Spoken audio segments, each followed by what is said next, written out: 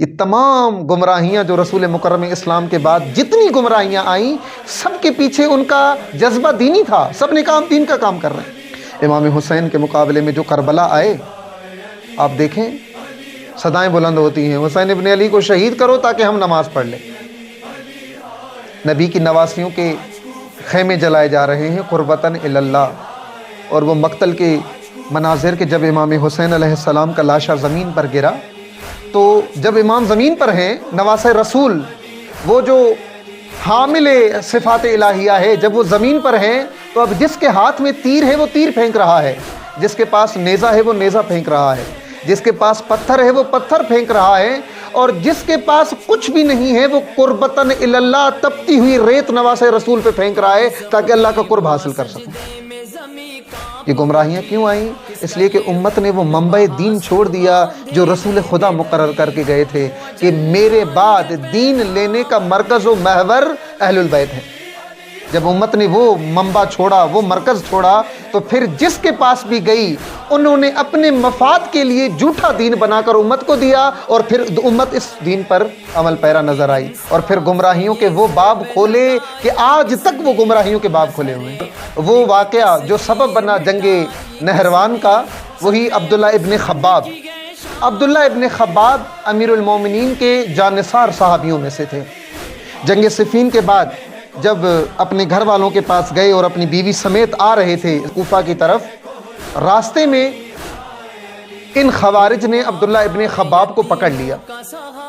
عبداللہ ابن خباب کو پکڑ کر صرف یہ پوچھا، کیا علی ابن ابی طالب کی محبت ہے تمہارے اندر؟ اور اس نے کہا جی ہاں، میں علی ابن ابی طالب کا شیعہ ہوں۔ اس بات پر عبداللہ ابن خباب کو ذبح کر دیا گیا عبداللہ ابن خباب کو، صرف اس بات پر کہ تم امیر المومنین کے شیعوں میں سے ہو۔ اور روایات میں ہے کہ اس کی 9 ماہ کی حاملہ بیوی، 8-9 ماہ کی حاملہ بیوی جو یہ لا رہا تھا کوفے کی طرف، 9 ماہ کی حاملہ بیوی کی طرف جب بڑھے تو اس بیوی نے کہا کہ خدا کا خوف کرو، میں تو حاملہ ہوں، میں تو خاتون ہوں۔ انہوں نے کہا نہ، تم بھی مجرم ہو کیونکہ تم علی کے شیعوں میں سے شمار ہوتی ہو، کیونکہ تمہارا شوہر علی کا شیعہ تھا، تم بھی علی کے شیعوں میں شمار ہوتی ہو، اور نہ صرف تم بلکہ جو تمہارے شکم میں بچہ ہے یہ بھی علی کا شیعہ شمار ہوتا ہے۔ وہ پڑھے، پھر وہ سفاکیت کے تمام حدیں پھلانگ کر انہوں نے عبداللہ ابن خباب کی بیوی کو بھی شہید کیا، اور پھر اس کے پیٹ سے وہ بچہ نکال کر اس بچے کی گردن کو بھی کاٹ دیا، ذبح کر دیا قربتاً الی اللہ۔ روایات میں کہ وہیں پر جب یہ ماجرا انجام دے رہے تھے، کھجور کے درخت سے ایک کھجور کا دانہ نیچے گرا، تو انہی خوارج میں سے ایک نے اٹھا کر وہ کھجور کا دانہ کھا لیا۔ جب وہ کھجور کا دانہ کھایا تو دوسرے نے کہا کہ حرام ہے یہ کھجور، اس کے مالک، اس باغ کے مالک سے پوچھے بغیر اس کھجور کا ایک دانہ کھانا حرام ہے، کیوں کھایا ہے تم نے؟ اب اس نے کہا اب یہ تو مجھ سے غلطی ہو گئی، اب کیا کریں؟ کہا جاؤ اس باغ کے مالک کو ڈھونڈو۔ کئی گھنٹوں تک پھر یہ نکلے اس باغ کے مالک کو ڈھونڈنے کے، اس سے اجازت لیں، کیونکہ اگر اجازت کے بغیر یہ کھجور کا دانہ کھا لیا تو حرام ہے۔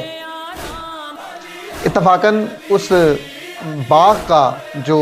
مالک تھا وہ عیسائی تھا، اس عیسائی کو وہ لائے، انہوں نے کہا اس درخت سے ایک کھجور کا دانہ گرا ہے، ہم نے کھایا ہے اور آپ کی اجازت کے بغیر کھایا ہے، یا حلال کرو یا اس کے پیسے لو۔ اس عیسائی نے آ کر جب یہ منظر دیکھا کہ ایک مرد کو انہوں نے ذبح کیا ہے، ایک خاتون کو انہوں نے ذبح کیا ہے، اس خاتون کے پیٹ سے اس معصوم بچے کو نکال کر انہوں نے ذبح کیا ہے، اس نے کہا کہ یہ تمہیں کیوں اتنی تکلیف ہو رہی ہے کھجور کے اس دانے کی؟ کہا اس لیے کہ ہماری شریعت میں کسی کی اجازت کے بغیر اس کی چیز کھانا حرام ہے۔ تو اس عیسائی کی آنکھیں کھلیں اور اس نے کہا کہ کیا تمہارا دین کھجور کے ایک دانے کو تو حرام قرار دیتا ہے، لیکن تم نے یہ جو 3 جانوں کو بغیر کسی گناہ کے موت کے دامن میں جا کر پھینک دیا، کیا یہاں تمہارا دین خاموش رہتا ہے؟ یہ ہے وہ دین کہ جب اللہ کے ولی کا دامن چھوڑو گے، جب اللہ کے ولی کو چھوڑ کر دوسروں سے دین لوگے، تو ماں، حاملہ ماں کے پیٹ سے نکلے ہوئے بچے کو ذبح کرنا گناہ نظر نہیں آئے گا، بلکہ کھجور کے درخت سے ایک کھجور کا دانہ اگر بغیر اجازت کے کھا لیا تو وہ حرام ہے۔